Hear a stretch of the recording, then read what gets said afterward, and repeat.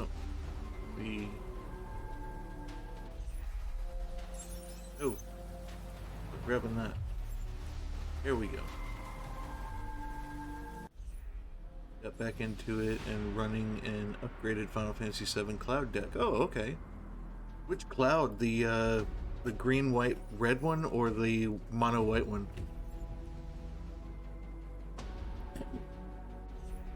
All right. Good morning, good afternoon, and good evening, everyone. I hope you're doing well today. Let me turn this music down. We are today we're doing a Magic Monday theme. Green, white, red. Oh, okay. So the equipment commander then. I think the search cloud.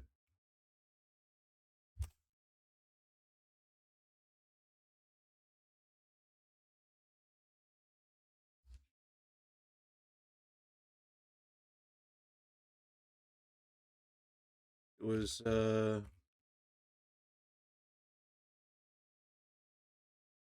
on. Free color Naya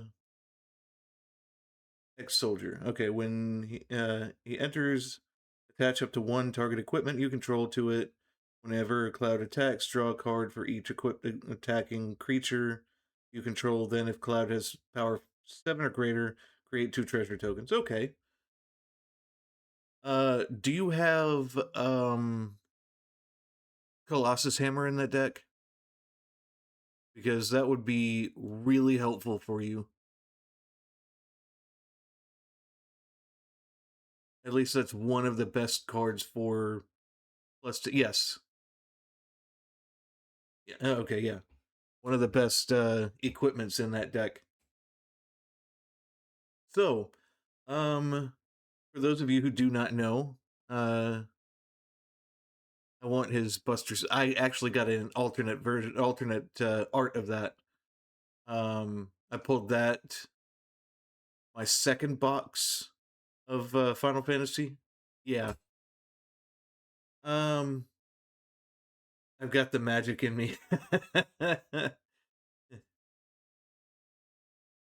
just another Magic Monday. But yeah, for those of you who do not know, I'm Chrono the Shadow Fox. I play a lot of RPG and adventure games, indie style games, and also do a lot of Magic the Gathering content. Right now, today, I am letting someone else in the chat choose what commander they want me to build, and we'll build the deck together. Um, I'm letting the chat choose the win cons, the strategy, all of that stuff. We're doing everything chat based today. I built the deck completely on my own last week, so I want chat to be able to build a deck this time, and from then on, or from now on, I want to start being more interactive with you guys with that. Also, if you don't know, I've got my link tree in my my chat. In, excuse me, in both chats. So in that, I've got my Threads account, my Throne account. Um, I've got a um, I've got my TikTok, Instagram, Twitter, X. Um, Also, I've got a merch store in there. So if you're interested in buying hoodies, t-shirts, things like that, definitely check that out. If you're interested in donating anything, that is totally up to you. That's optional. That goes straight to the channel. So any donations go to buying a new model, paying for streaming equipment, paying for art for the stream, things like that. That everyone else can enjoy. Um, and eventually, once I start getting enough, I want to start doing like raffles for everyone, start buying booster packs and opening booster packs for streams on Monday, um, and having a lot more on that. I would like to do a unboxing of the Teenage Mutant Ninja Turtles set. Unfortunately, I'm not able to do that at the moment due to how expensive those cards are. But as soon as I'm able to do another unboxing, I'm definitely going to do another one. I had a lot of fun doing an unboxing that one time with Lorwyn, so eventually I want to do another unboxing um, with all of you and having fun with that. But yeah, every Monday I do we pick a commander and we build a commander deck now. Um, on Tuesdays and Wednesdays, I'm off on just kind of taking a break. Thursdays and Fridays, I play Star Ocean, the first departure, R, and Saturdays and Sundays, I'm playing Dragon Quest 3. So we're working on trying to get through all of that stuff and getting progress done on that. But yeah, if um, if you're interested in any 3D prints, like excuse me, any like household items, desk items, things like that printed, um, definitely check out my Discord and go to 3D Forge in the Shadow Forge tab. Place the picture that you would like printed, and let me know what size you'd like in inches or millimeters, and I can print it for you and send it to you. I will send you a direct message through Discord asking more details on all that stuff before I print it.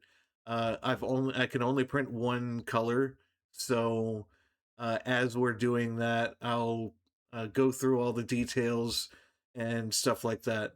If you have a VTube model and you want it 3D printed, let me know. It's going to be a little bit because I've got to find a painter to paint it for me. Um, so uh, at that moment, at this moment in time, I can only get like it, um, print them unpainted, and then as soon as I find a painter, I can have that painted for you. And then we'll work on the prices and all that stuff when I get it. Um, but yeah, post the picture in that area, and then I'll run it through and print something out for you. Um, Eventually, I want to start printing out Luna, um, my companion right here. Printing out some of my VTube model as well and selling them. So if you're interested in those, I've got a prototype in my Discord as well, so you can check those out on there. I just haven't painted them yet. Um, I've got to find a good painter that's got the time to paint and is willing to paint those for me. Um, and then we can start doing a lot more with that. Eventually, I might actually start with Luna, printing her out in two separate colors.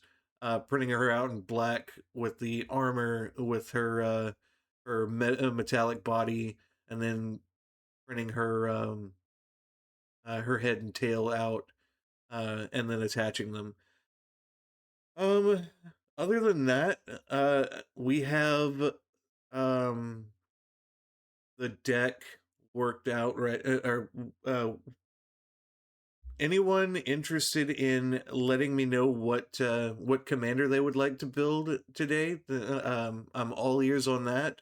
Also, for those of you who do not know, commander is a type of format for Magic the Gathering, where you use the um, one of these legendary creatures as your base model. I think I'm starting to get sick. But these creatures right here, it says legendary creature. you can use one of these in a side part of your game, and they're the ones that command your deck. Um, when you build the deck, you build it around the colors that are in your commander's cost. So it doesn't have to be in here; it can be uh, in the flavor text as well. So you can have a card that says green white right here, but there's a red ability here. So it's got to be you can build a deck with any of the three colors in it. It doesn't have to have all three colors or all five colors or whatever. It just has to have just those colors, no more. Um, and whenever you play the game, you can use this and cast it. Um, when you lose this commander on the field and you want to cast it again, it costs 2 extra mana every turn to play it. So if Pantlaza dies, it would come back for 7 instead of 5. So that's a little quick um, tip on how to play Commander. Then I mean you've got 99 cards in your deck that you can use to play with that go with your theme. Um,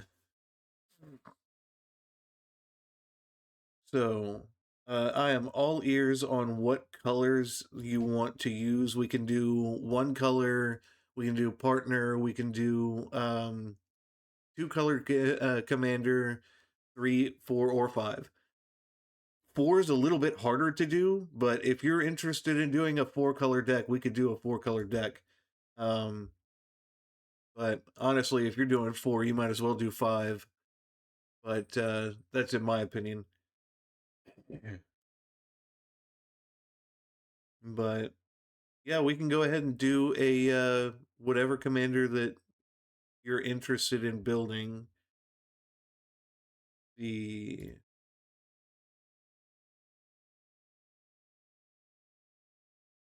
uh so I was actually looking at the spoilers for the Teenage Mutant Ninja Turtles set coming out, and I was looking for the the new Shredder that's coming out. Where was he? I think he was in the new Commander deck.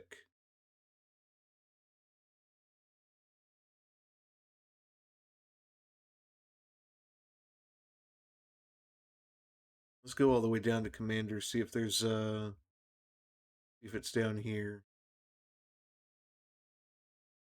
What if Feldegriff was a commander? I find its original art so funny. Feldegriff? Wasn't Feldegriff a commander anyway?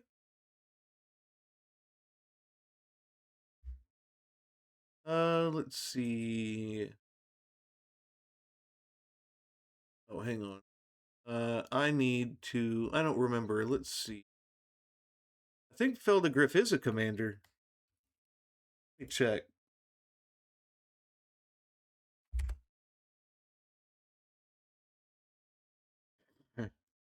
Yes, it can be a commander. Flying until end of turn, target opponent gains 2 life. Return to Feldegriff to its owner's hand. Target opponent may draw a card. Trample until end of turn. Put a hippo token into play under target opponent's control. Treat this token as a 1/3 green creature. So it's basically group hug or wheels that people use it as. Let's see. Hold on here. I need to do one thing.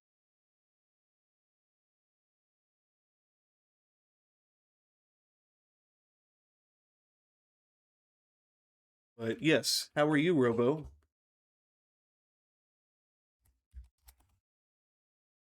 So, Robo, are you choosing Eldegriff as the commander that we're doing today?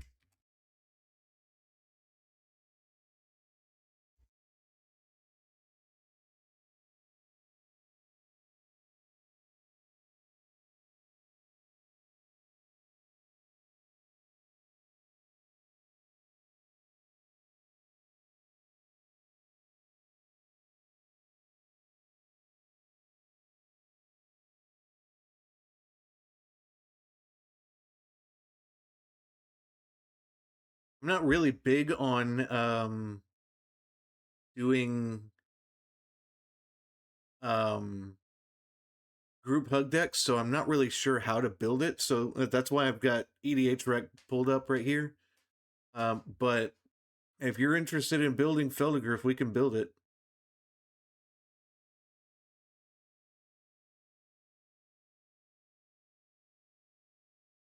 To be honest, I never heard of a commander like 2010s, but apparently it was played since 1996. Commander format wasn't done until about 2014, I think. Let me see. Um, Hold on.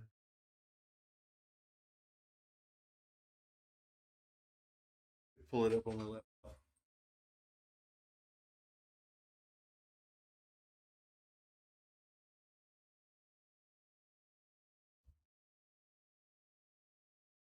Because I remember the new format starting whenever I was in the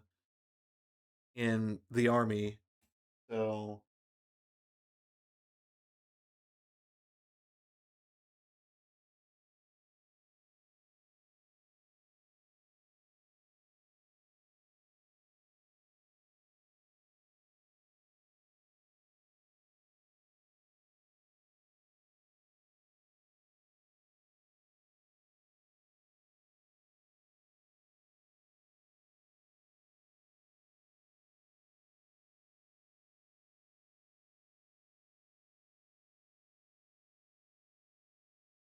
let's see. In the 100 card singleton deck format, the early version called EDH.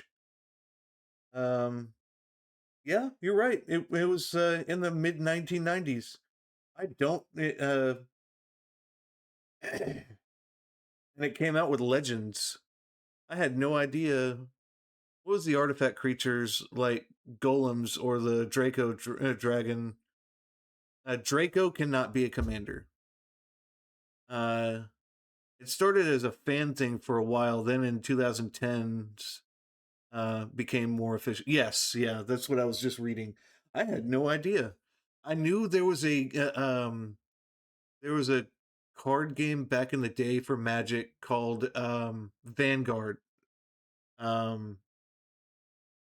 or and it also that does not look right at all out of context. If you don't look at the pizza right there, that kind of looks wrong. Um, yeah, Draco can't be used as a commander though, but let's see.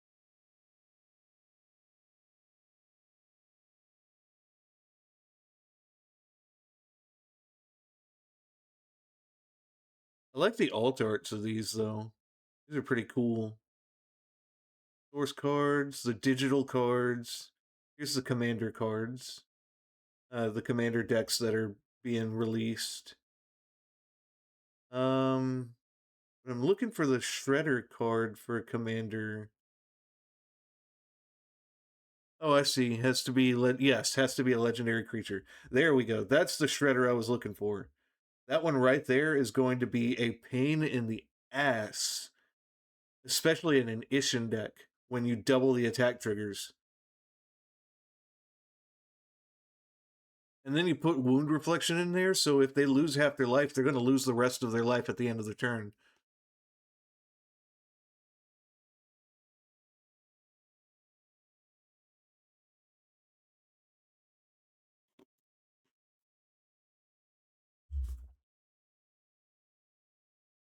Whenever Shredder attacks a player for each other opponent, create a token that's a copy of Shredder, tapped and attacking. That player accepted isn't legendary. Sack those tokens at the end of combat. Whenever Shredder deals combat damage to a player, that player loses half their life rounded up.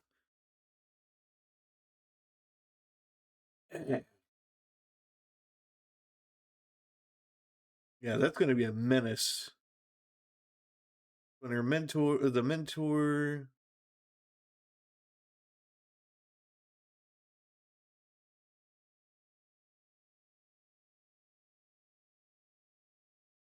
I like the lands though, the pizza lands.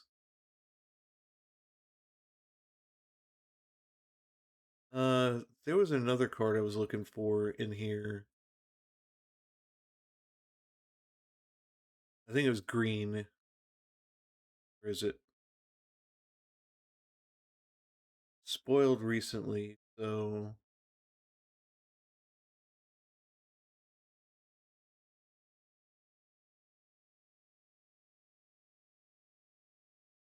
um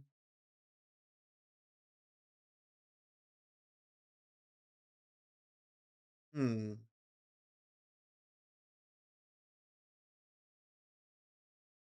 Was it in the commander deck or is it something different?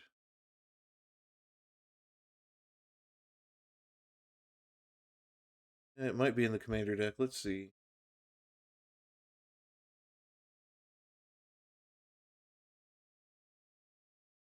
Ah, Ninja Pizza. I need to get this card. Foods you control have tap, sacrifice this artifact, add 1 mana of any color. So they become treasure tokens. At the beginning of your second main phase, create a food token. Yeah, that goes in my food deck that I'm building. I'm working on, but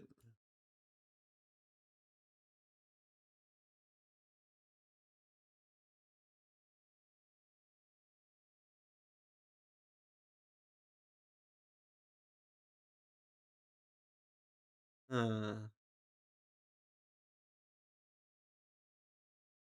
also let's get some music in here.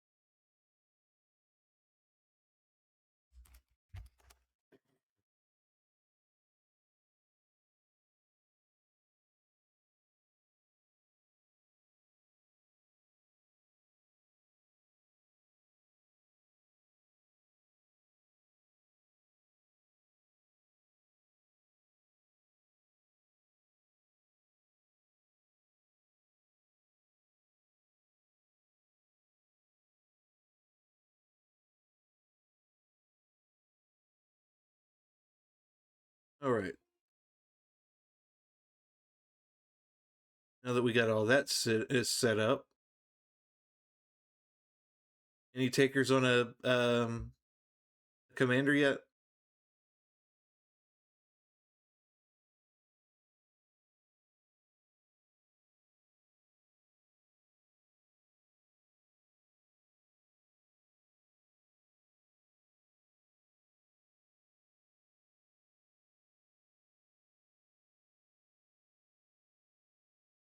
Let's see, what commanders do I want to build right now? Go Bant. See what Bant commanders I can build. Miss Bumbleflower, the group huggiest of group hug decks.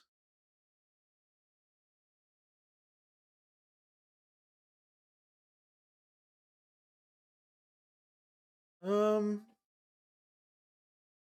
ooh, ooh, I could build Choco later. I think I might do that tomorrow. Whenever one or more birds you control attack, look at that many cards from the top of your library. You may put one of them onto into your hand. Then put any number of land cards from among them onto the battlefield, tapped, and the rest into your graveyard. Whenever a land you control enters, Choco gets +1/+0 until end of turn. I will call that deck Bird is the Word.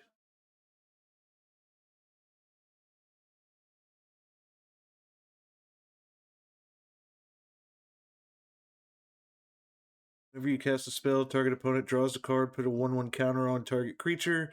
It gains flying until end of turn. If this is the second time this ability has resolved this turn, draw 2 cards. Mimic! Thanks for the 200 bits, man.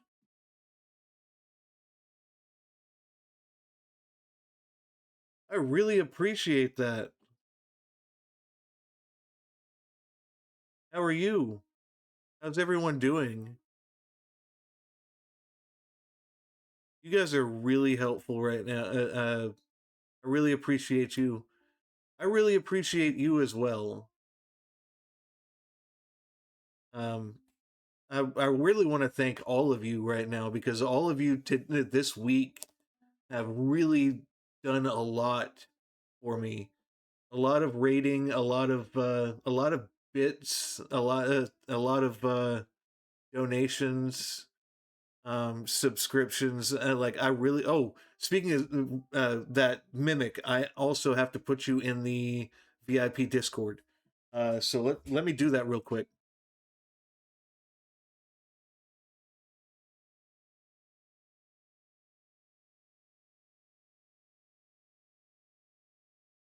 Because if I don't, I will forget right now. Um, so everyone who is a VIP, please welcome Mimic in there because Mimic is now a subscriber to the channel. Anyone who is a subscriber to the channel, anytime you buy any kind of merch from me from from Fourth Wall, you get a 10% discount. Also, um, if you want a 3D model printed from me, if you're a tier 1 subscriber, you get a 10% discount. Tier 2 subscriber, you get a 15% discount. And tier 3 subscriber, you get a 20% discount. Um, so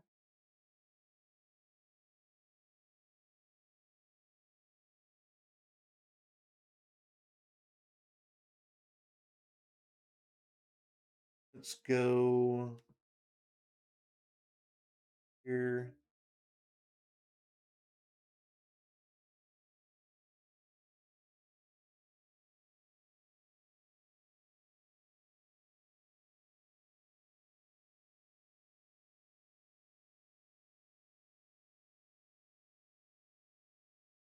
Um,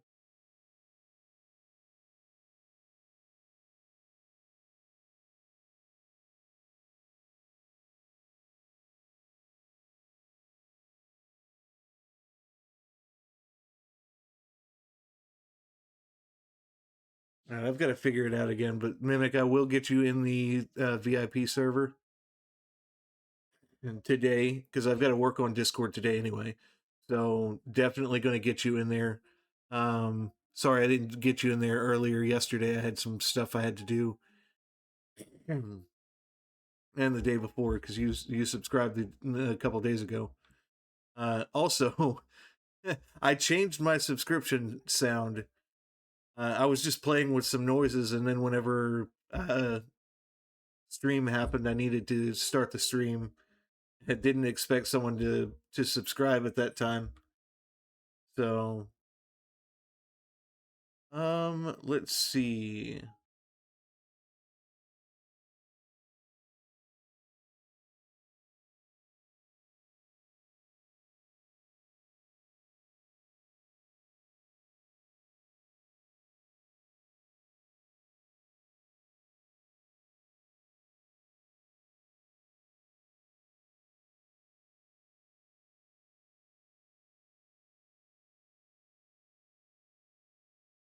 Okay. Well, I guess I can choose one. Choose a commander we can play and build right now. So, um, let's see. Who can we work on? If no one has their, ooh, let's go, Mr. Foxglove.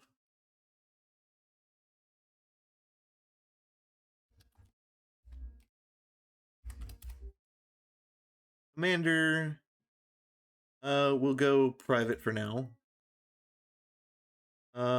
Game type, paper, command zone, Mr. Foxglove.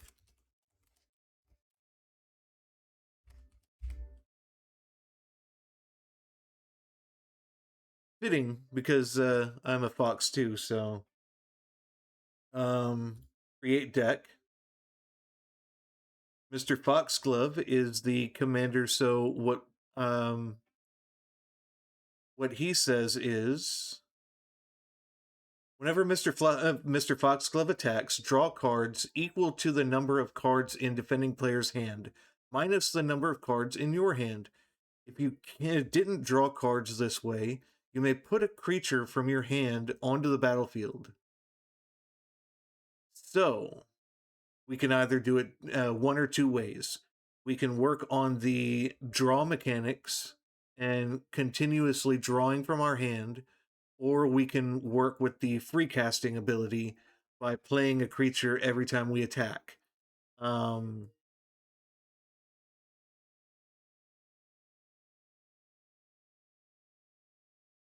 let's see.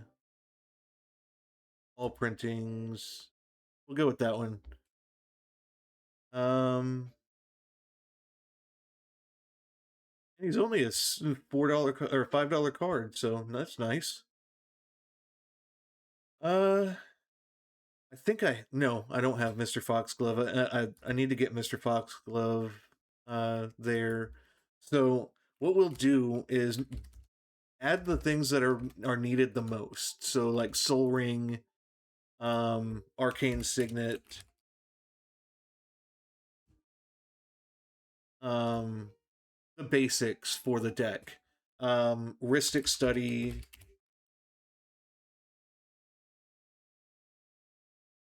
Hey Yomi. Let me give some shout outs.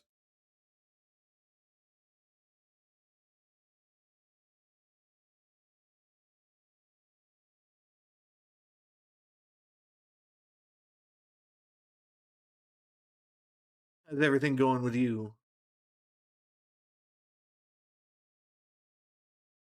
Let's see. Smothering Tithe.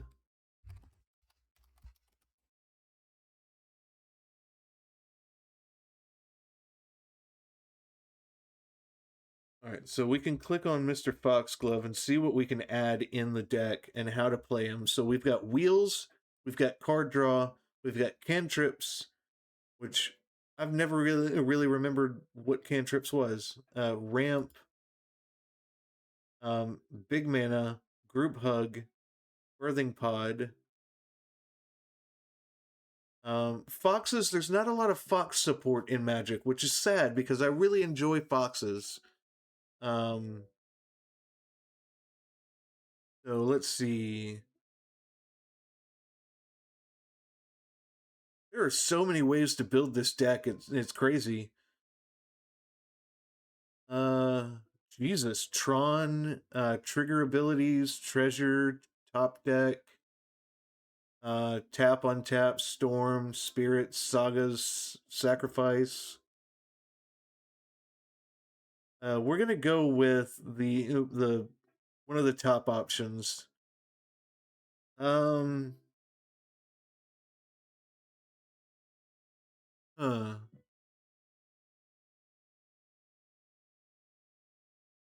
Hmm.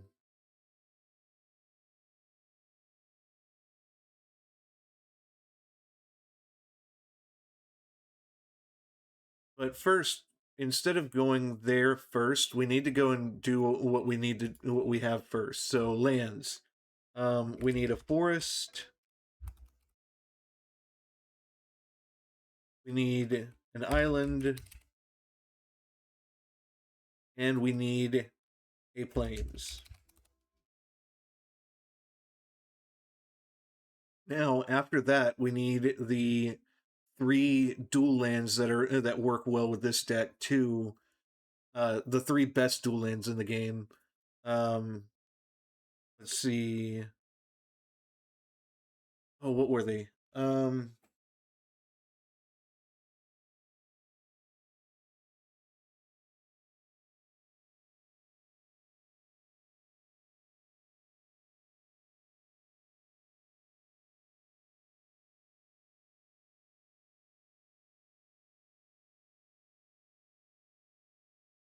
Okay, so we need Tundra. We need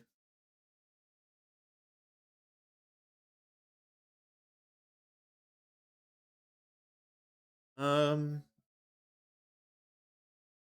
Mountain Plains,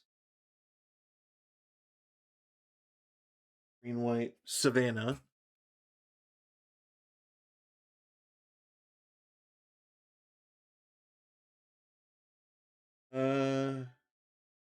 and Tropical Island.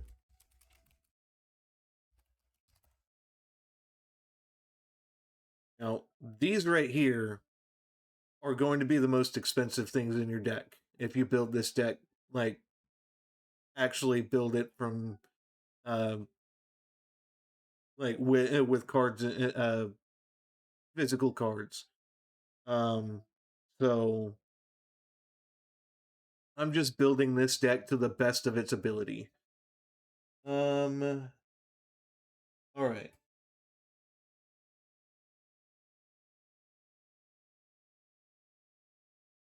So we need the filter lands, which are the second best lands in my opinion.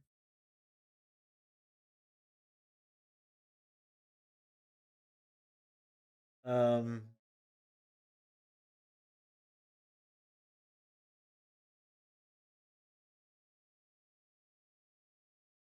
let's see.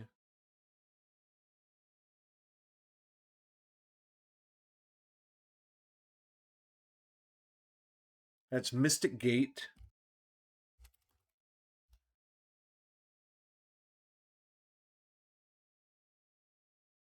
Um,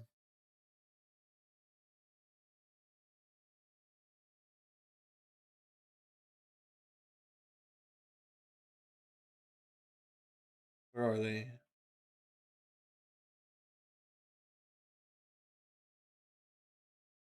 Is it?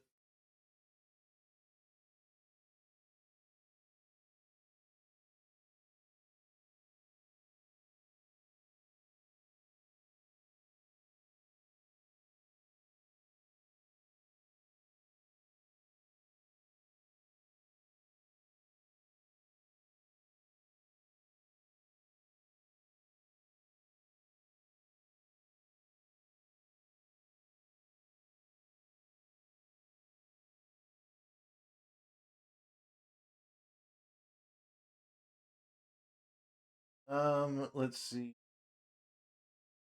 Ah, Flooded Grove. Also, I think it's now time that I can actually give Yomi a shout out.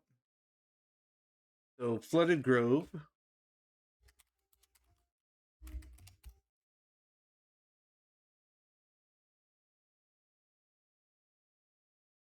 Mystic Gate, and Wooded Bastion.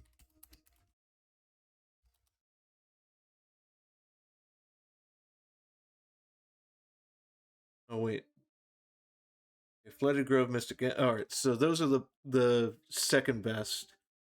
Um, what were the other ones?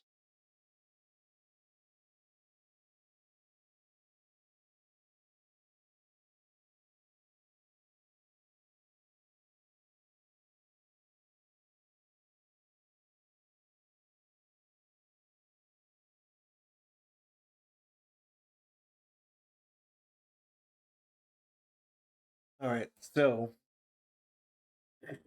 I don't really think the fetch lands are great unless you're playing landfall. Fetch lands, I don't like taking damage unless I need it or losing life, sacrificing my own life for something that I'm not really going to be able to use.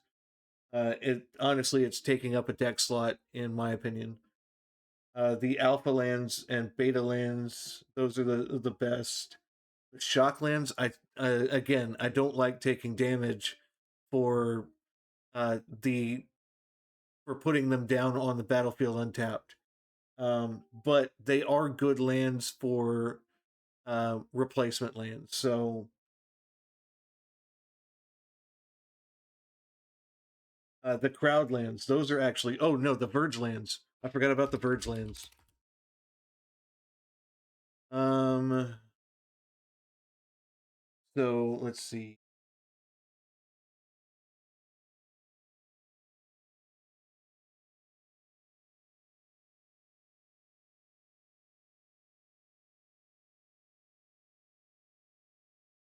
That's Flood Form Verge.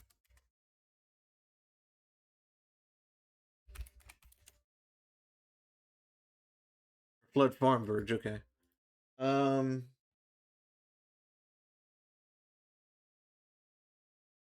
White Blue. Hushwood Verge.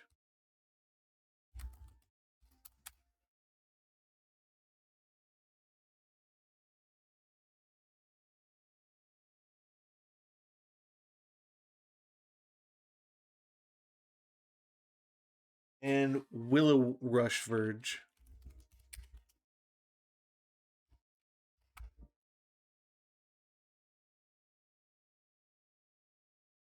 Okay, so we now have 12 lands in there. So we also need Reliquary Tower.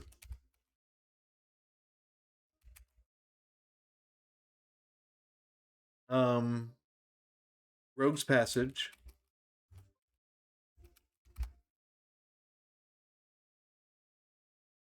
I'm doing great. How are you? How's everything on your end?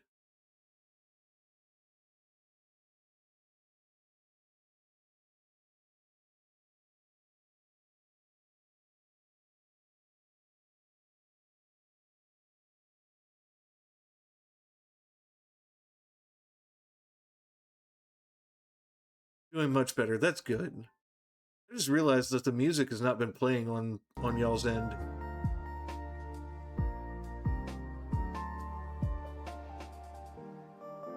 Is the music too loud? I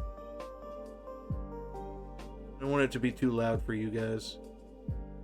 Just want it to be a nice kind of undertone for the stream.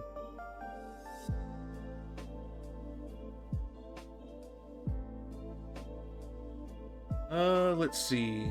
So we got the Verge lands, we've got the Filter lands, and we've got the Alpha, Beta, and Unlimited lands. So those are the three best lands in the game, in my opinion. Then the next best lands, the fourth best lands, in my opinion, are the crowd lands. So the crowd lands are the ones that come into play untapped if you have two or more opponents. And most of the time, you're going to be playing two or more opponents. So you've got Bountiful Promenade,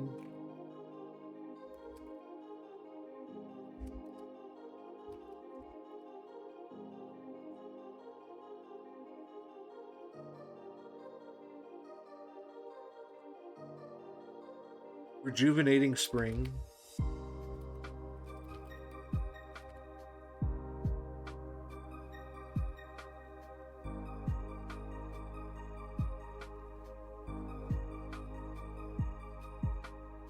and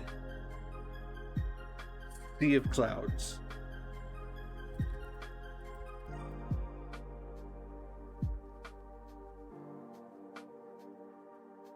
All right, so you've got 13 lands. We need 34 lands minimum in a deck like this.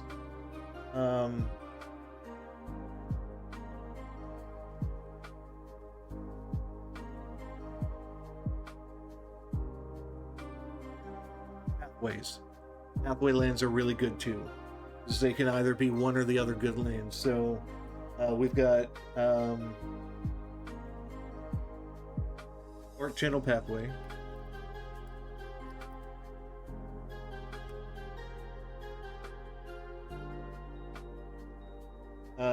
Hingegate Pathway.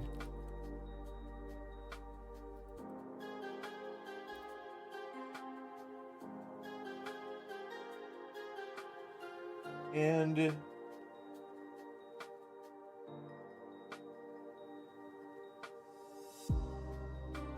Branch Loft Pathway.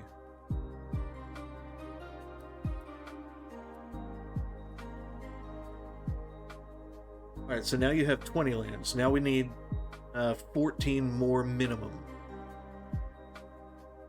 We've got the Verge lands, we've got the Pathway lands, we've got the Crowd lands, we've got the Filter lands, and we've got the Alpha, Beta, and Unlimited lands. Those are the 5 best lands. Next, after that, so we can do lands that tap for any color, like Reflecting Pool.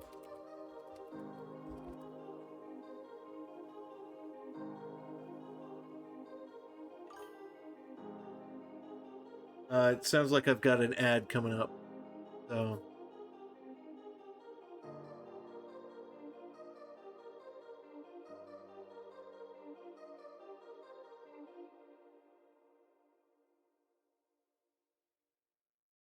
okay. So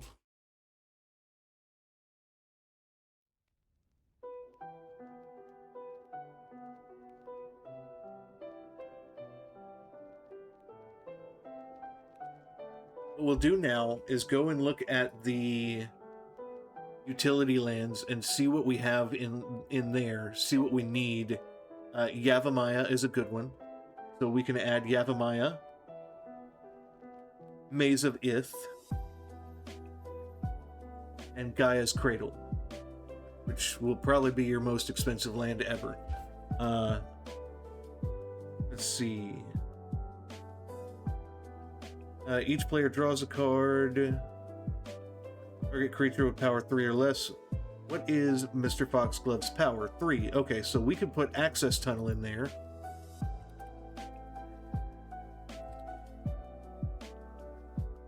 Also, Secret Tunnel.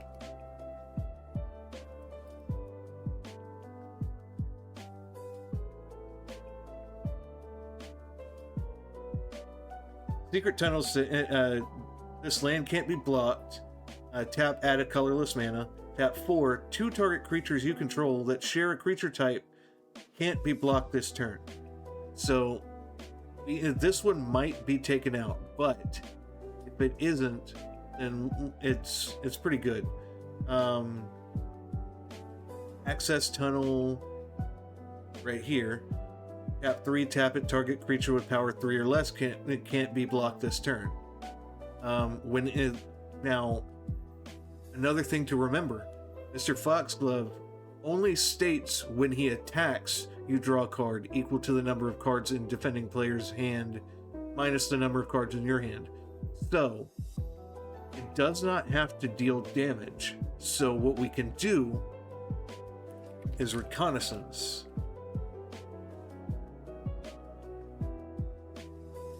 So what that does is whenever we attack with Mr. Foxglove, right when we're done with the attack phase and they're before they declare blockers, you can pay 0 and remove target attacking creature you control from combat and untap it. So that attack step still triggers, and that triggers right there. So you can get and draw cards or cast a free creature. Alright, so Gaia's Cradle. This depends on the creature type in our deck. If we have more of one creature in the deck, then yeah. Hold on. Is it all creatures or just creature type? Let me see. Gaia's Cradle. Each creature you control. Okay, so yeah, that's fine. That goes in there. Maze of Ith. Same with Maze of Ith. You've got that you can use with Reconnaissance.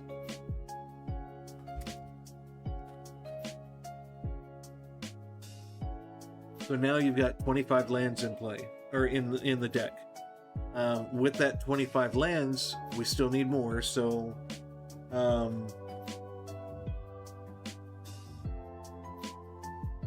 let's go ahead and do 3 of each for now.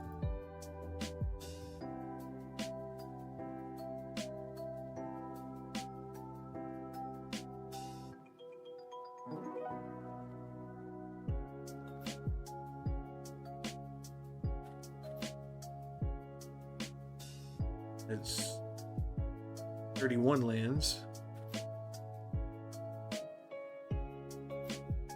Any other lands that we can add in here just to see what else we can do? I will never add lands that enter the battlefield tapped. I think they're a crut, or kind of like a hindrance to you anytime you play a land in those. Oh, Command Tower. Add Command Tower in there.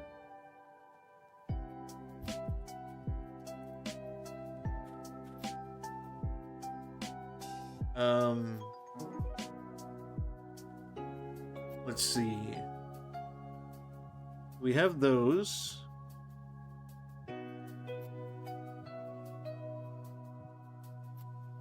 Like, really, the only good thing about the enters tapped unless you control 2 or more basics is because they're plains or islands. Same with the Safara's headquarters. Plains, Island, Swamp. I still don't see As long as you're looking for, you play cards that say you search your library for a land, or something like that. That really shouldn't matter.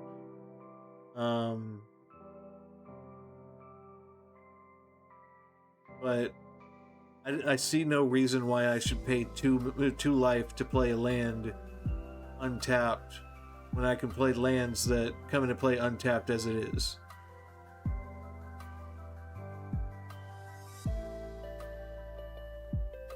Let's see.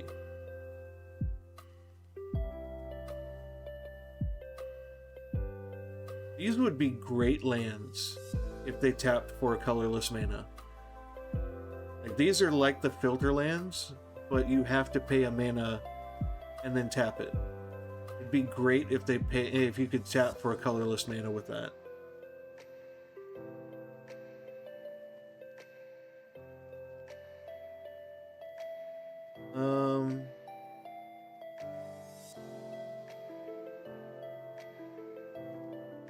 Alright, so I don't see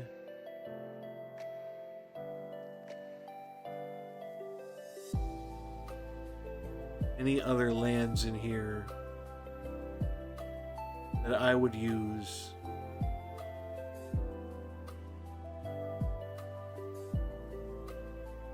Myself.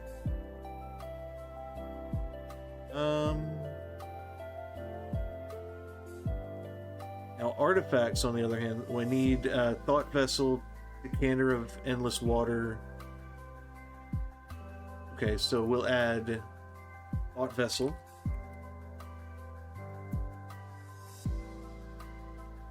Decanter of Endless Water. Those let you have a maximum, no maximum hand size. So that helps you. Plus, they add a mana to your mana pool whenever you need it. So that helps.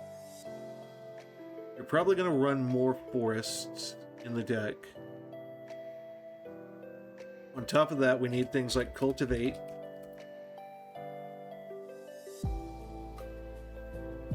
Kodama's Reach.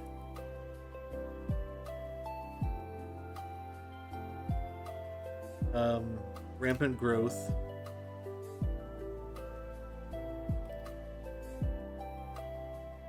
Or Seek.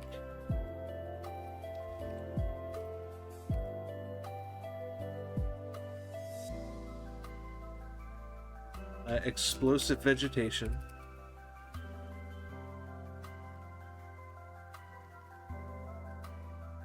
Those will help you get lands that you need. The only problem with this that I can see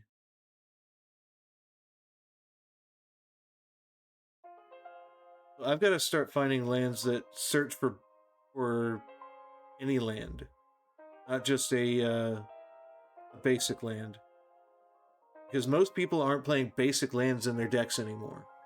So,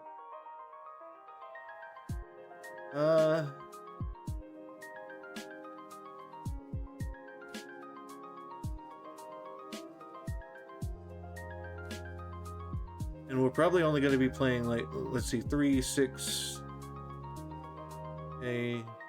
11 lands total that are basic.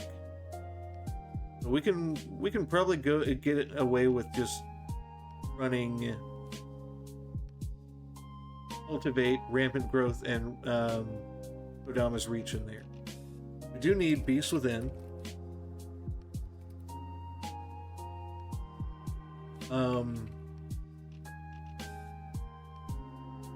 Heroic Intervention.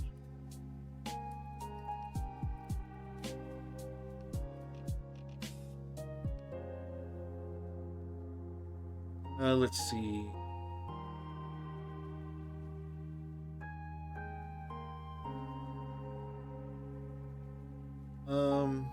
Reconnaissance Mission. Reconnaissance Mission helps you draw cards. So whenever a creature you control deals combat damage to a player, you may draw a card. Let's see. What we're gonna really need is to add some real big beaters in here.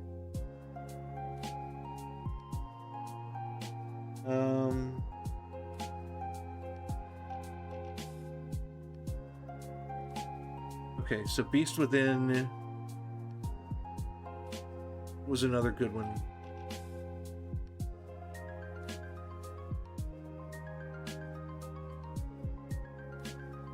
Is up to 2 target creatures until your next turn. Whenever either of those creatures deal combat damage, you draw a card.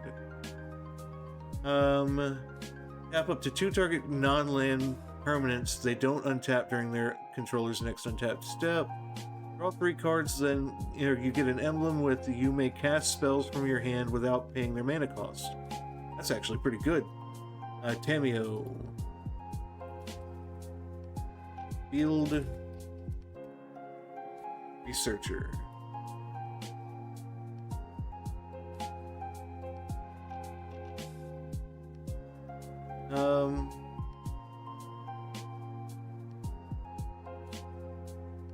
For the enchantments.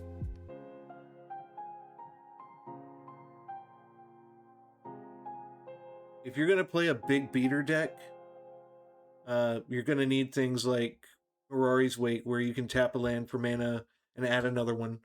Or you can go the stacks route until you get the mana. And then play what I like to do, Exploration.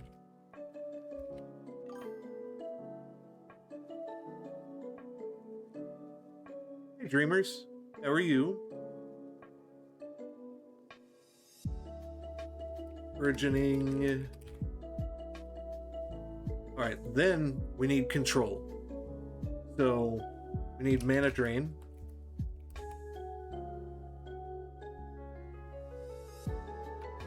Counterspell.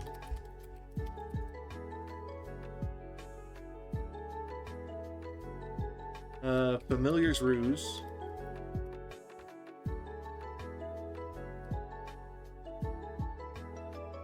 Alright, why are you not popping up on my...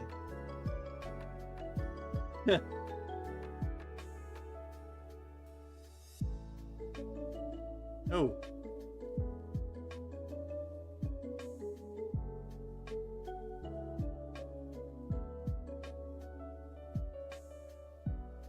You enjoying the music, Yomi?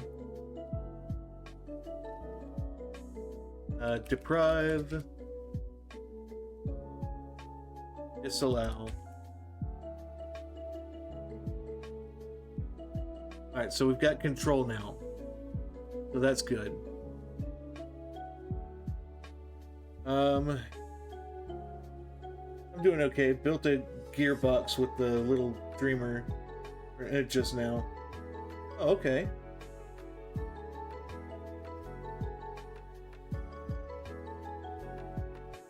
Yeah, I was waiting for someone to choose a different commander, but I ended up just making Mr. Foxglove because it's fun.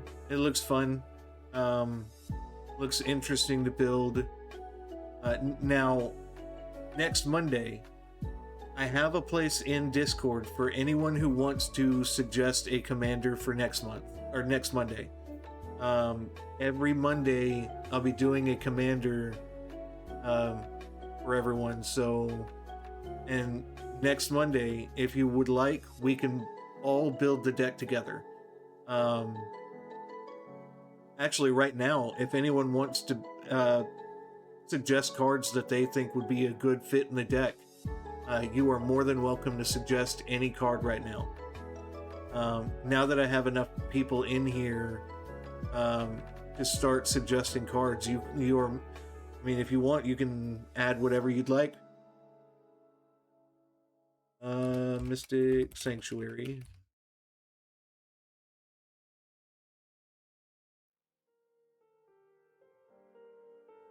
And Archaeomancer.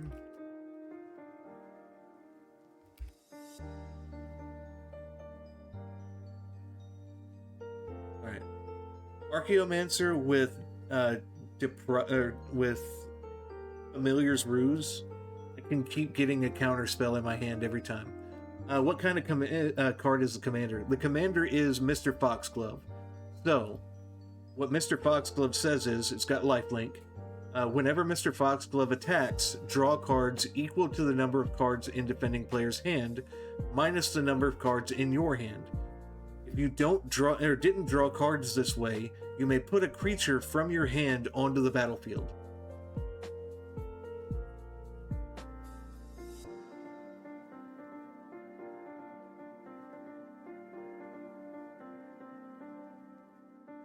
So what I did was, he does not have to deal damage.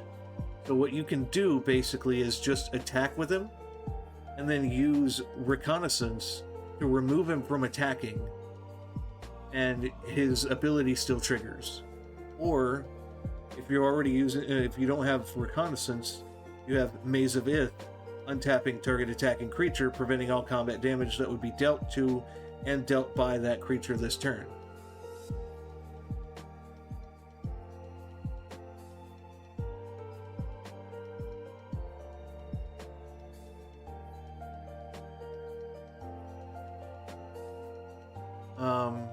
So we're kind of leaning in heavily into the draw, and so to be clear, if your opponent has 5 cards and you have 3, you draw 2. Yes.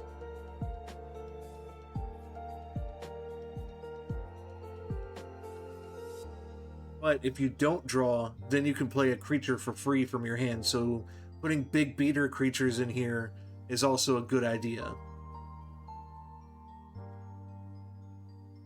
But we need to work on having smaller creatures as well to help with playing those big creatures. So we can add things like Birds of Paradise.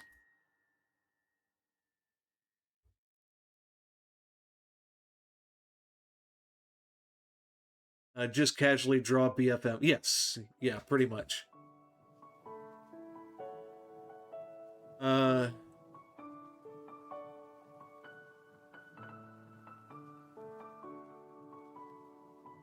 let's see. We can do Emmons Aura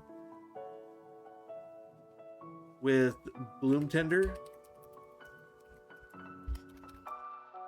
That goes infinite. It gives me infinite mana.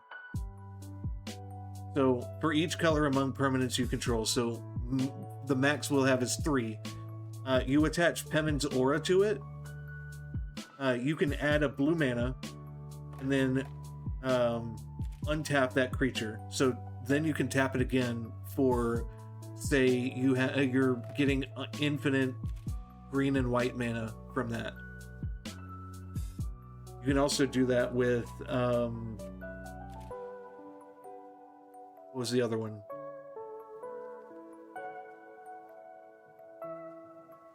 Oh, it's escaping me.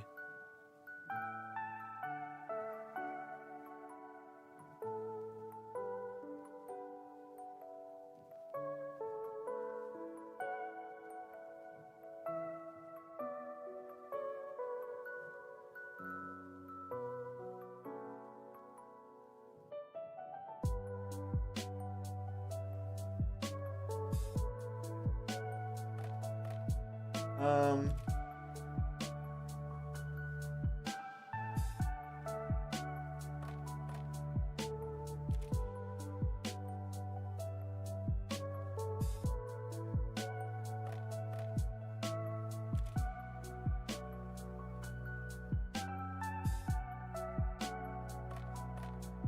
oh, what is the name of that card?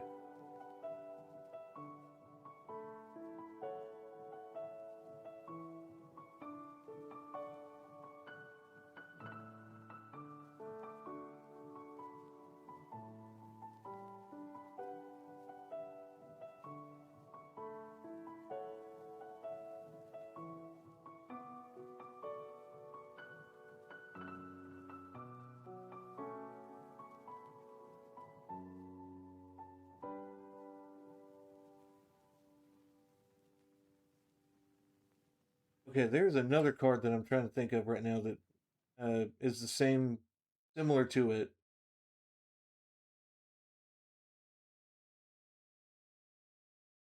I have the card too.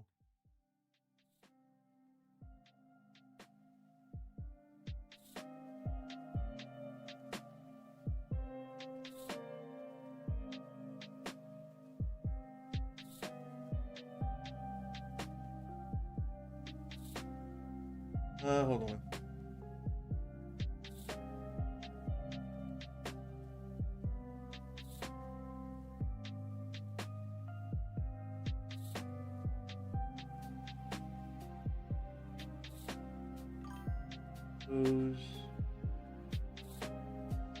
How fancy do you want to get it? We're pretty much just making this online, so we're making this as fancy as we can. I mean, I've got the alpha, beta, and unlimited lands in here. And Gaia's Cradle.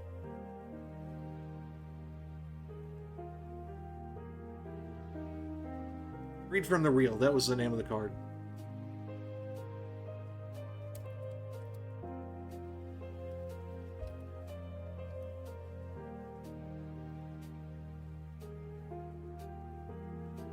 Yeah, Freed from the Real is pretty much the same thing as Pemenzora.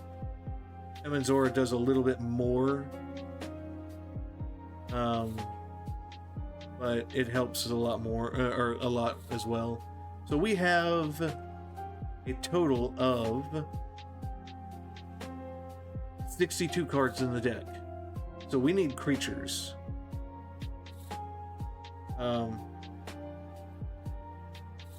And probably some stacks pieces. And artifacts. So let's go ahead and work on some creatures.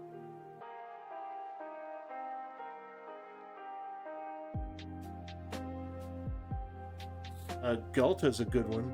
Whenever Galta Stampede Tyrant enters the battlefield, put any number of creature cards from your hand onto the battlefield. And it's a 12/12.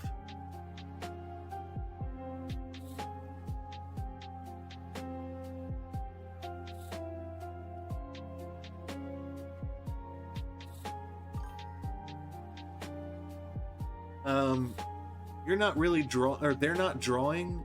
You're pretty much going to be drawing. Yes, yeah, your previous message showed up. Yeah, with Mr. Foxglove, you're the one that's going to be drawing, not them.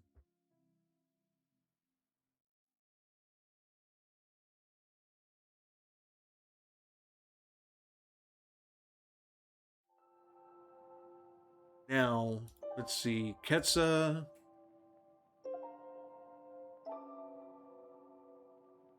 What does Ketsa do again? I know of the card, and I built the deck. We can't really play this anyway because it's not the same colors.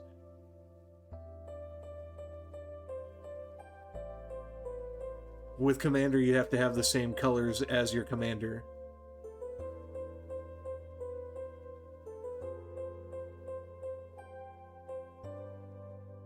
Now, if you want to build a Ketsa deck, we can build Ketsa next week. If you're interested in building it. That's a good Esper deck right there.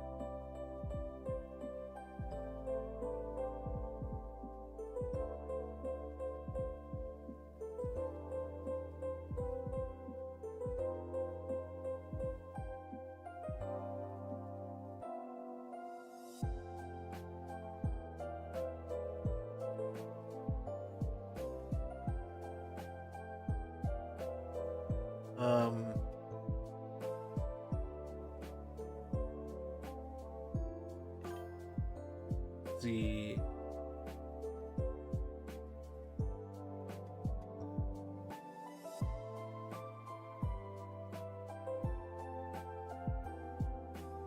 So, Kodama of the East Tree. Whenever another permanent enters the battlefield... Delta. Delta and Avacyn. Avacyn gives all your creatures indestructible. I thought Foxglove was green, blue... it's green, white, blue. Pearl Fist Oak.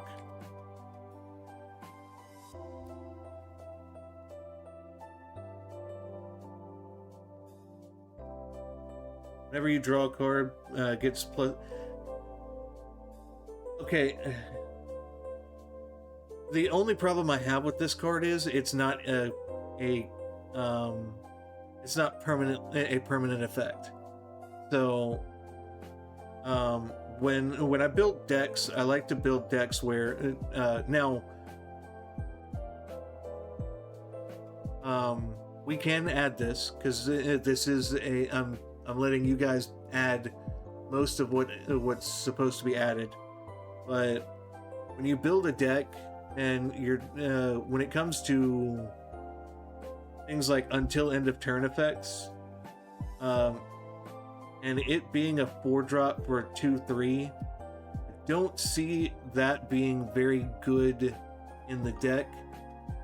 I get it, but we can keep it in here since you suggested it.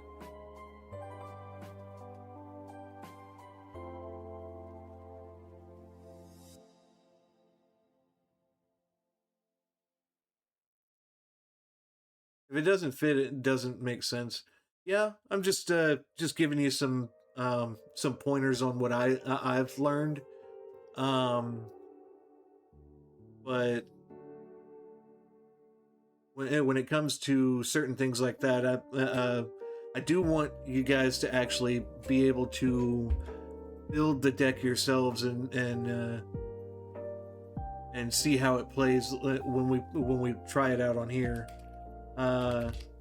Eventually, let's see. Eventually, what I want to do is probably get decks that you guys build on here with us. And which one do you want, by the way? The first or second one? And lore scale. Okay. But the first. So yeah, eventually I want to take some of your decks that you've built on here, and we can test them against each other. As long as its power is even, you may cast non-creature spells as though they had flash. As long as its power is odd, you may cast creature spells as though they had flash. Whenever you draw a card, put a 1/1 counter on it. Sounds good. 2/2 for 4 though is a little high, but I think that gives your creatures flash. Can help. And you said lore scale?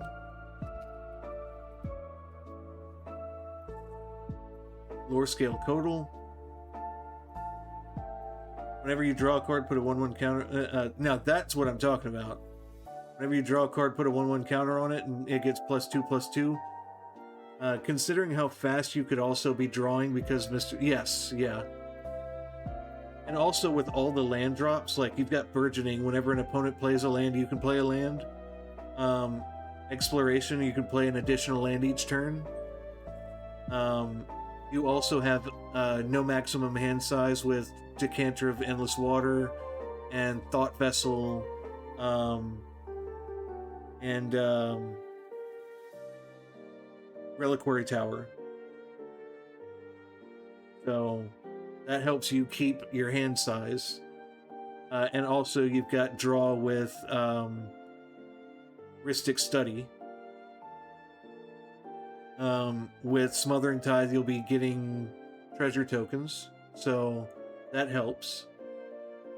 And also with Bloom Tender and Freed from the Real or Pementora, you've got infinite green and white mana.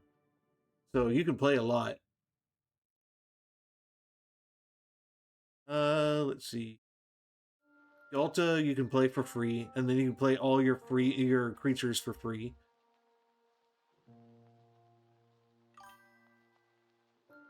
Oh no.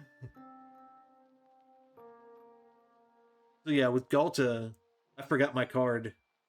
What card?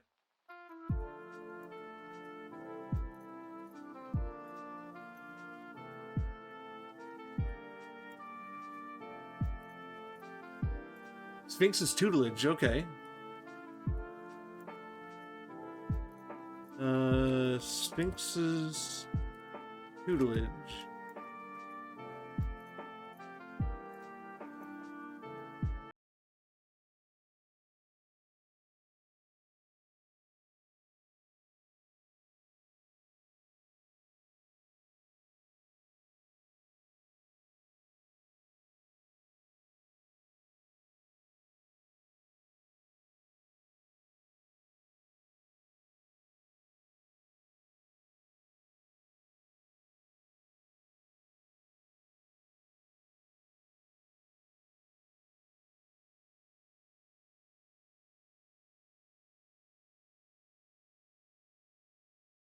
Um, also, Jace's Sanctum, I think it is.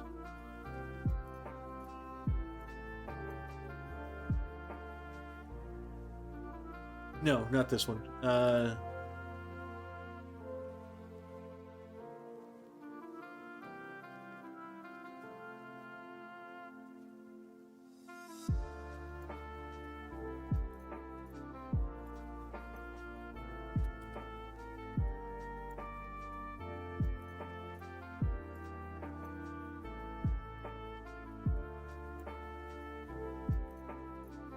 So, we could play this one. Psychosis Crawler's power and toughness are equal to the number of cards in your hand, and whenever you draw a card, each opponent loses a life. We kind of sell Sphinx's tutelage as it's not legendary. Yeah.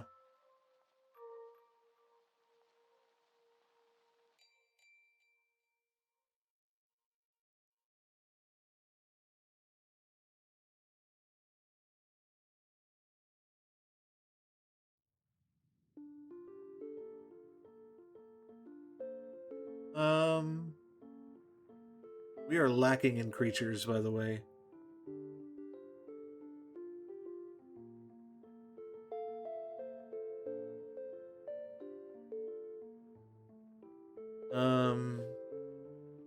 Avison, Angel of Hope.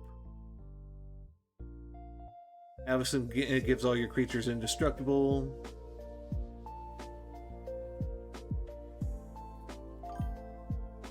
How hard do you want to lean on card draw? Well, let's see. With card draw, we have Reconnaissance Mission. Whenever a creature you control deals combat damage to a player, you draw a card. We also have Rhystic Study. Whenever an opponent casts a spell, you may draw a card unless that player pays one. Then we also have Mr. Foxglove's ability. So the card draw can help draw your really high-powered creatures to play for free. So we could probably balance a little bit, add a little bit more card draw.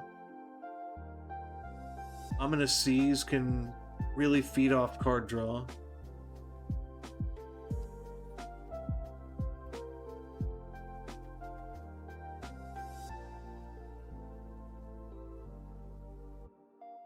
Whenever you draw a card, put a Force Shadow counter on it. Remove 8 Force Shadow counters from Ominous Seas. Why is that not in my draw deck? I have a mono blue draw deck and that's not in it. Huh. Interesting. Let's see.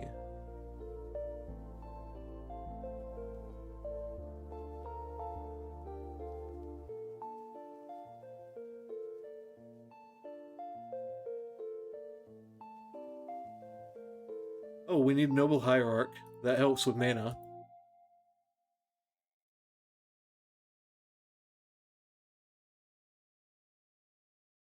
We can get a lot of mana dorks in here.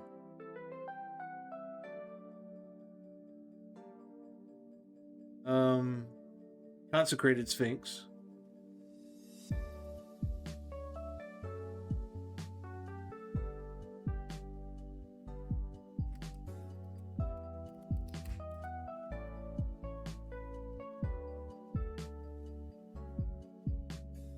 That helps with draw too. Whenever an opponent draws a card, you may draw two cards.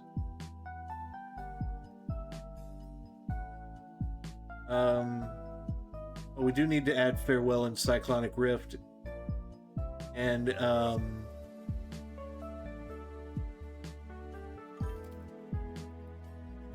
those are good board wipes.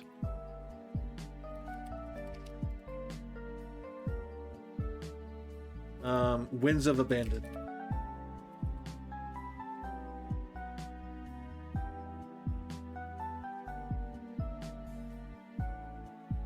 Toothy. Very good one, yes.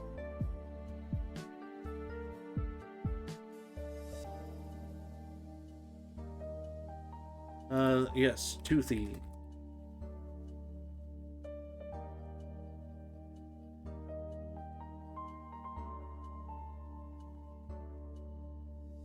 Whenever you draw a card, put a 1/1 counter on Toothy. Whenever Toothy leaves the battlefield, draw a card for each 1/1 counter on it.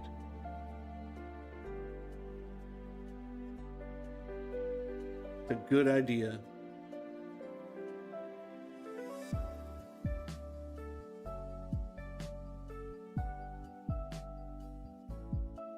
Okay. So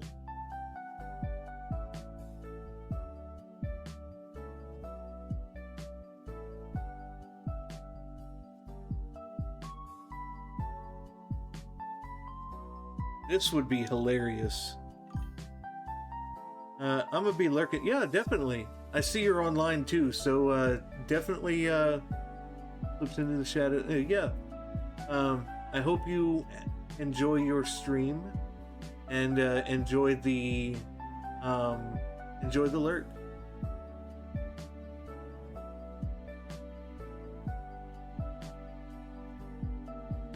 It's okay, I guess.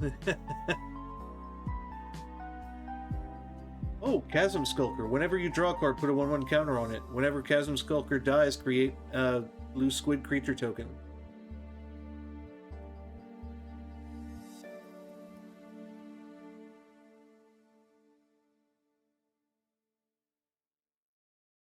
So how many cards do we have in the deck total now? 76. We've got enough room.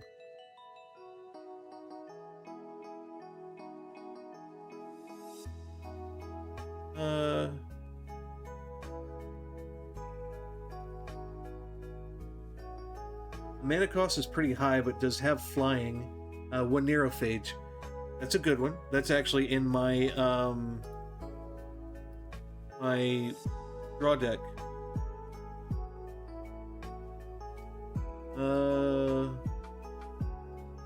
Neurophage.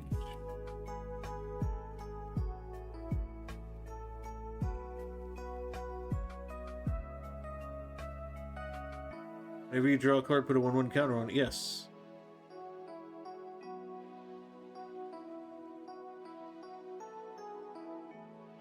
Let's see.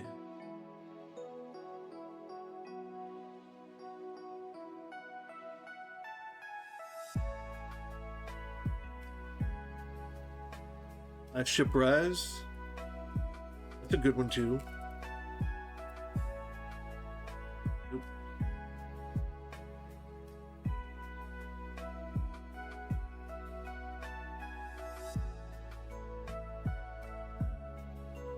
Whenever you draw a card, put a 1/1 counter on it, and you gain a life.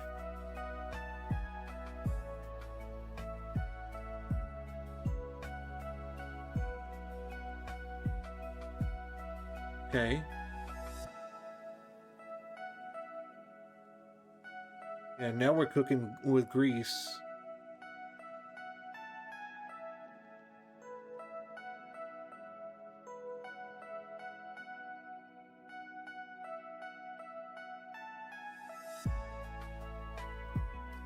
Ah, generous gift. Yes.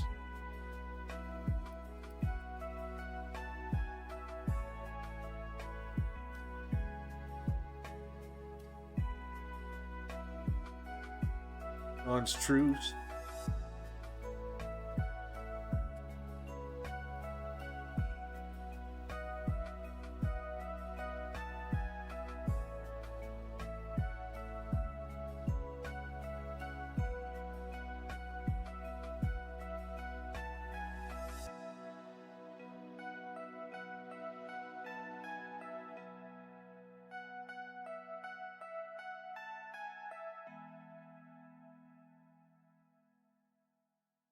Uh,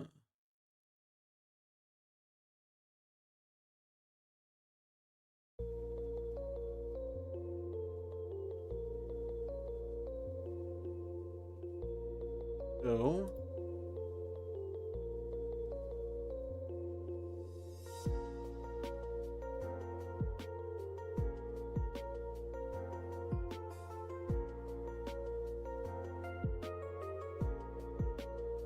destroy up to 3 target non-creature permanents for each permanent you put into the graveyard. This way, its controller.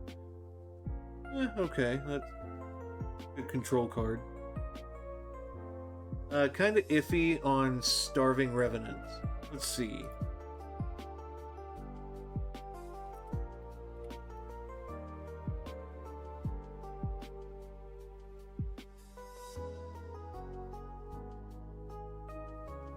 Oh, it won't work because it's a mono black card.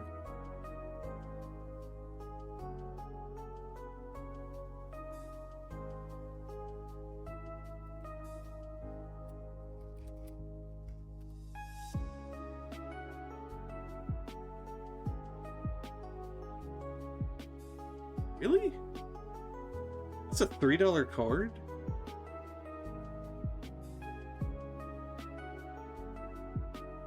Huh. Yeah.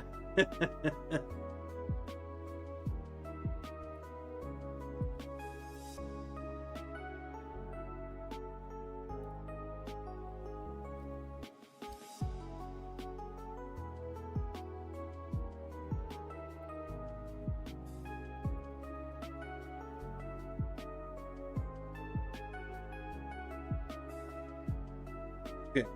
Just added Archangel of Tides, which that's a good stacks piece that helps prevent people from attacking you very well, or a lot.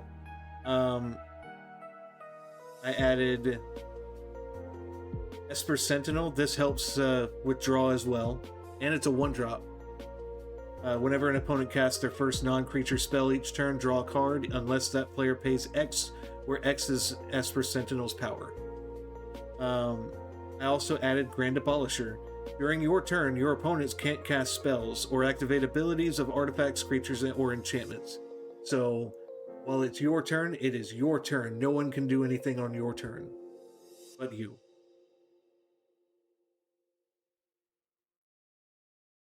Absolute Virtue. You have protection from each of your opponents. And this spell can't be countered, and it's flying.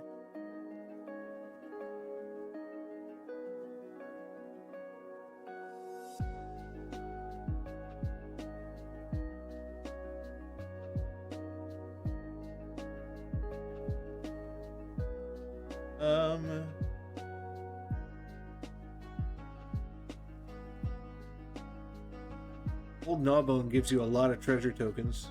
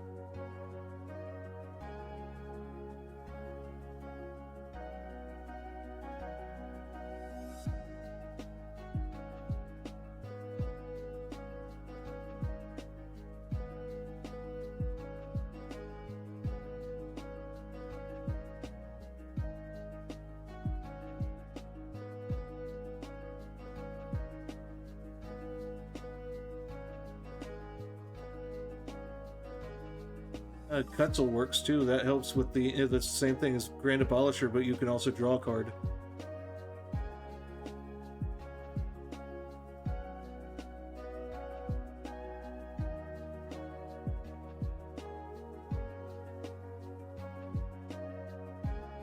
Hoofprints of the Stag.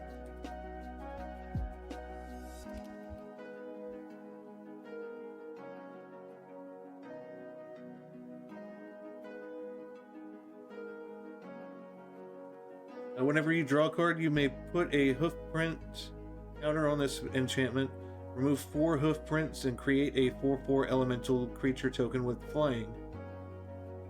Okay, that's a okay one. Got some build up to it, but with all the card drawing that you're going to be doing, I can see it.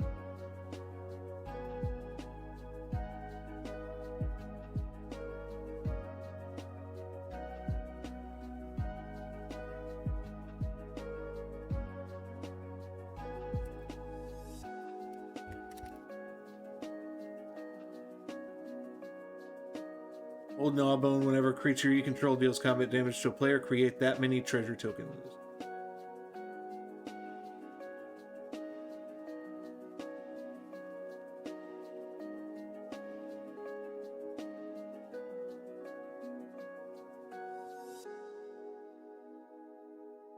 Now, you can do what a friend of mine did with his deck.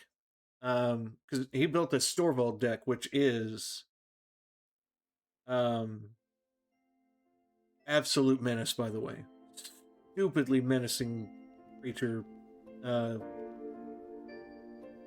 menacing deck. Storvald. Ward 3. Other creatures you control have Ward 3. Whenever Storvald enters the battlefield or attacks, choose one or both.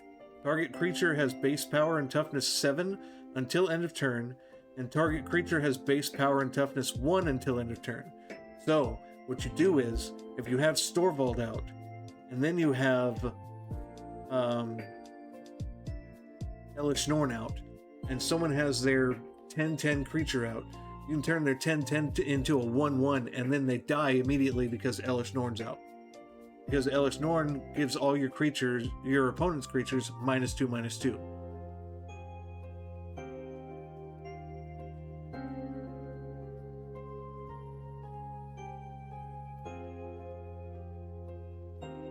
But that's also setup, so that is a dick move. I love it. Yeah, that. The only problem with his deck was it was too slow. And then he also changed it into a mono green deck and built Kona, which at the beginning of your second main phase, if Kona Rescue Beastie is tapped, you may put a permanent card from your hand onto the battlefield.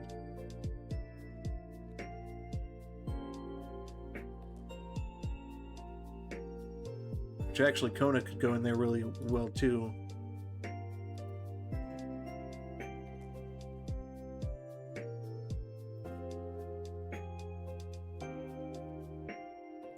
We have 88 cards in the deck.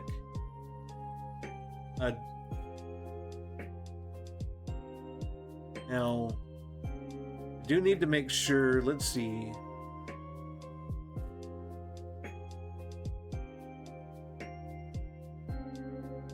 Let's sort by mana value. How many creatures do we have that are lower than 4 mana in this deck right now? There are 1, 2, 3, 4, 5, 6, 7, 8 creatures. And the rest are 4 mana or up. So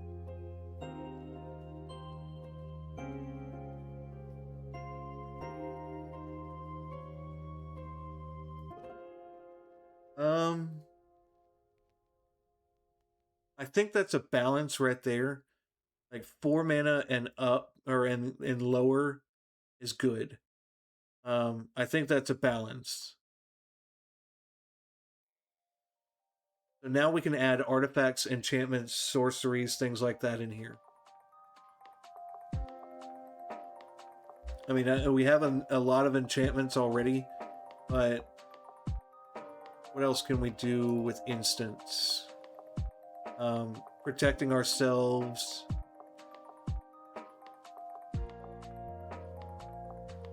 We already have a lot of counter spells in the deck already.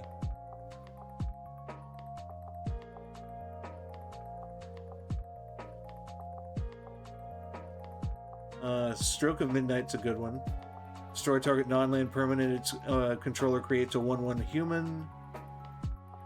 So we'll Stroke of Midnight.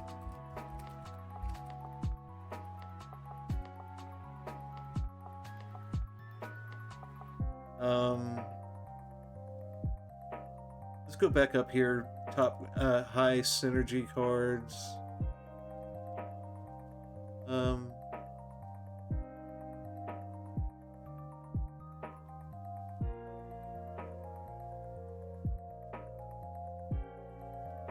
Lightning Greaves.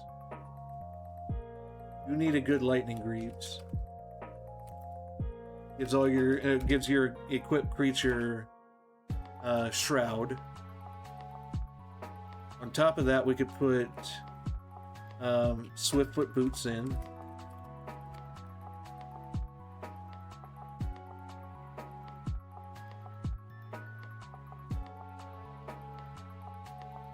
Finest Hour. Whenever a creature you control attacks alone, if it's the first combat phase of the turn, untap that creature. After this phase, there's an additional combat phase.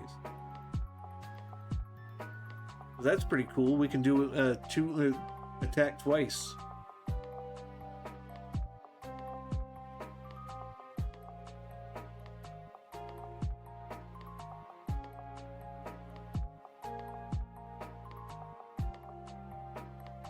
It's 91 cards.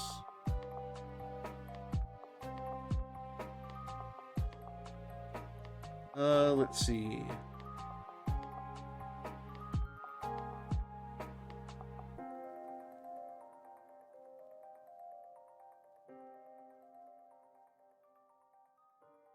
Instance. Anything else in the instance area?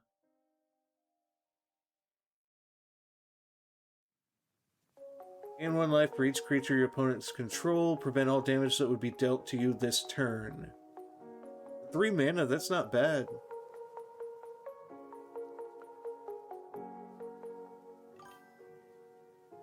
We're looking for counter cards.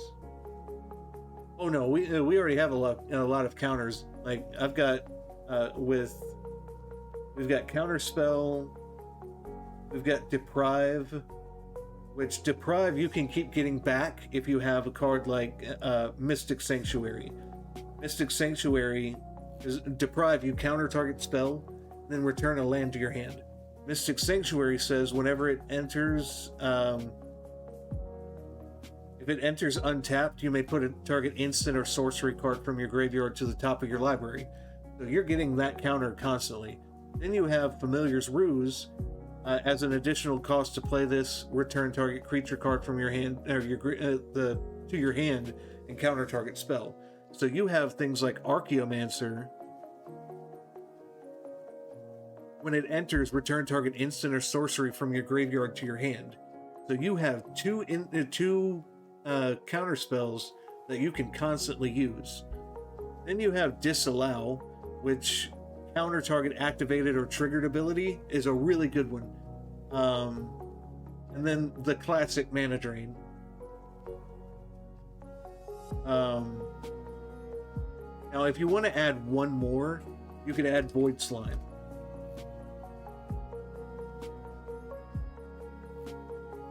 Void Slime is kind of the same thing as Disallow. A counter target spell, activated ability, or triggered ability. So now you've got your counter spells added right there.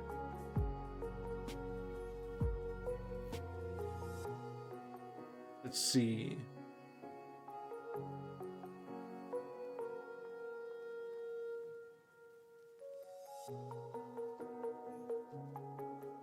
Now, what we can do is look for cards like Windfall. It's a good wheel card. Each player discards their hands, then draws that many cards, or draws cards equal to the number of cards, the greatest number of cards a player discarded this way. So you're going to draw a crap load of cards if you have that set up. So Windfall is a good one. Although I think there's a big drawback with Windfall, though. Let's see. We already have 2 or 3 good board wipes. We've got Cyclonic Rift. Yeah. Cyclonic Rift, we can return all permanents. Wistful Thinking. Let's see. Wistful Thinking.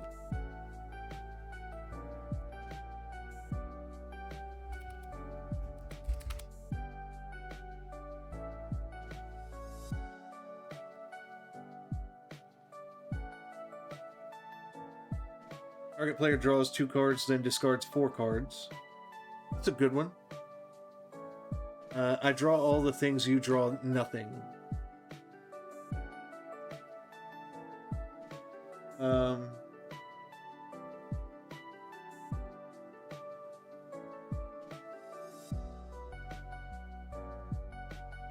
The only thing I don't like about wistful thinking is it. Go back to Windfall. Let's see.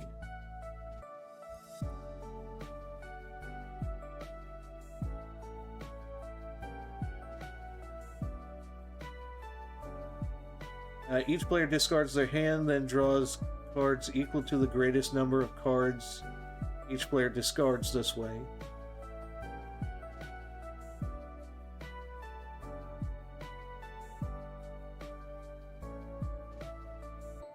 And then target player draws 2 cards, then discards 4. I'm not seeing the correlation here. So if he has no cards, you get a full draw with no repercussions. Well, with Windfall, everyone draws a new hand. Each player discards their hand, then draws cards equal to the greatest number of cards a player discarded this way. Wistful thinking, target player draws 2 cards, then discards 4 cards. So you're making someone draw, or you draw, and then you discard 4, because it doesn't say target player draws 2 cards, then someone else draws 4 or discards 4. That person that's drawing 2 is discarding it. So I'm still not seeing the. If he has no cards, you get a full draw with no repercussions. Is everyone's going to discard their hand with Windfall and draw cards equal, like say someone has 4 cards in hand, someone has 6 cards in hand, someone has 2 cards in hand. Everyone's going to draw 6 cards.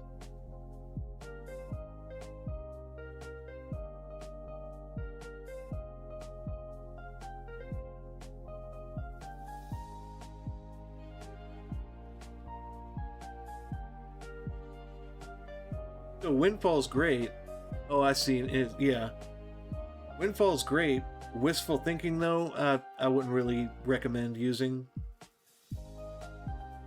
Let's see.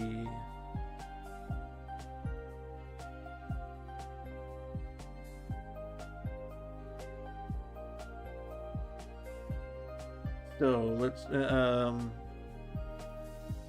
We can then run because how many cards are left? 94 cards, so we've got we can add 6 more cards. Oh yeah, drop wistful thinking. Yeah. Yeah, I definitely would recommend that.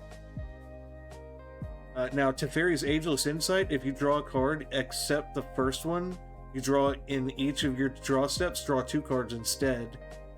That's a good one.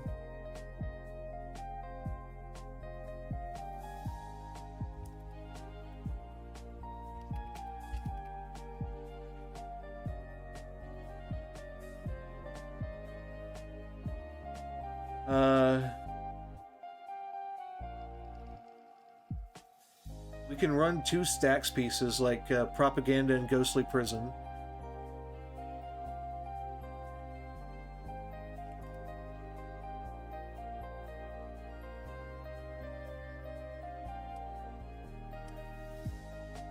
That helps protect you as well when it is, so people can't attack you.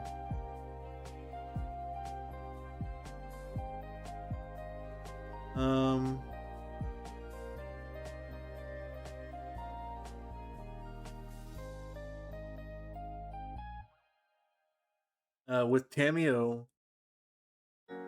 you have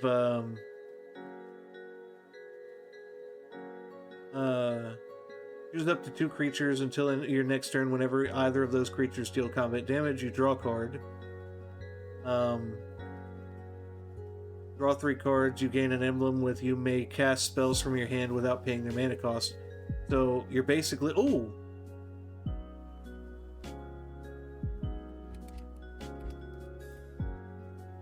Omniscience.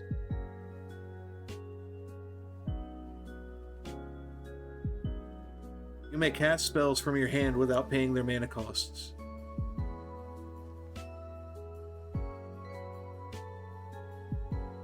all of those cards you're drawing, you can just cast.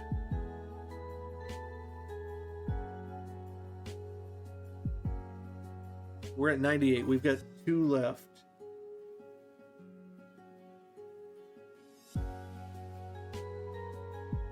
Yes, please.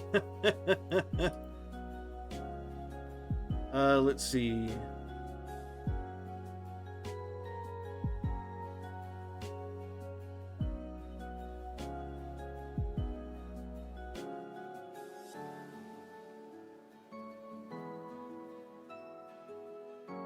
We could run things just to let's see. Strionic Resonator copies the triggered ability of Mr. Foxglove, so you could draw more cards or play an extra creature. Also, making Mr. Foxglove unblockable is a really good idea if you want to deal damage. So you can run things like Trailblazer's Boots, where you give it non-basic land walk, which most players have non-basic lands in their decks. Or you can give him indestructible. But I would recommend Strionic Resonator and Lithoform Engine as the last 2.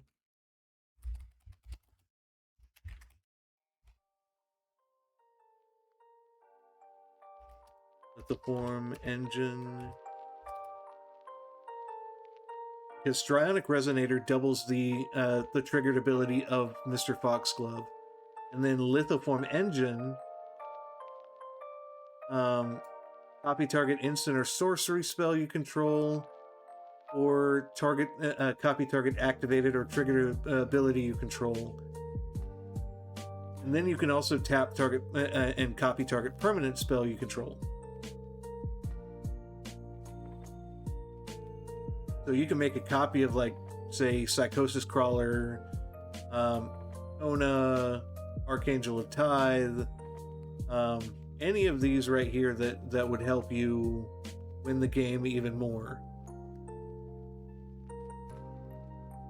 And we are done making a Mr. Foxglove deck. Now, next week, between now and next week, if you're interested in adding a commander for us to build next week, put it in the commander area in my Discord, so we can work on building a new deck, and hopefully more people will start to join in and start making their own. And Cinna, how are you? I'm sorry, were you lurking this whole time?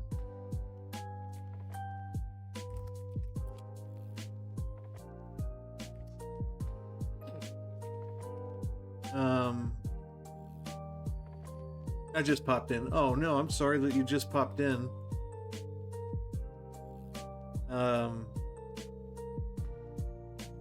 Yeah, we're just about to raid out. But I really had a lot of fun. I hope we do more of these. I really enjoyed them, and I hope you all enjoyed them as much as I did. I love building decks in Magic. Magic is one of my favorite things to do, and have a lot more fun with you guys doing it. And like I said, eventually, once we start building more decks together, I want to start putting them against each other in matches with you guys. Like, start playing more matches against the audience.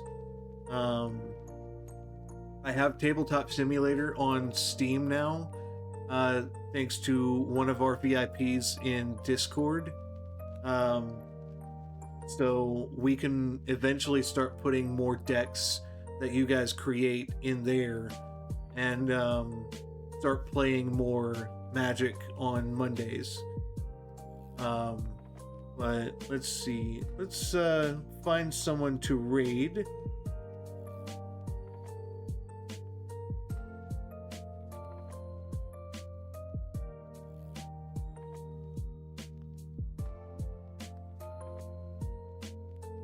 Hmm.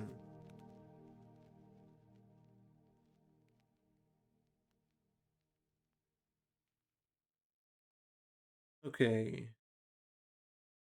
Taco is playing the Murder of Sonic the Hedgehog.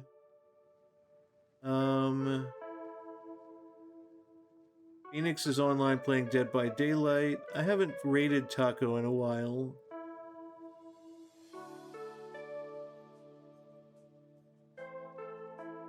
I do want to show her some love. I really wish I could raid more people together, like all in one, because that'd be real fun just raiding multiple people. But also there's multiple people in here that I would love to raid at the moment. So it's so hard to raid just one person.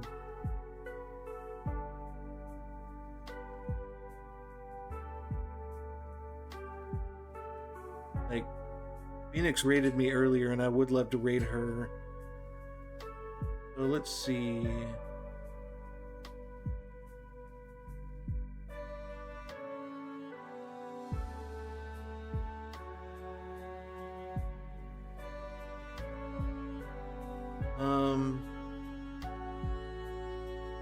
Right. Phoenix, I'll be in your chat in a minute. I'm going to raid Taco because she has one viewer, and I haven't raided her in a long time. All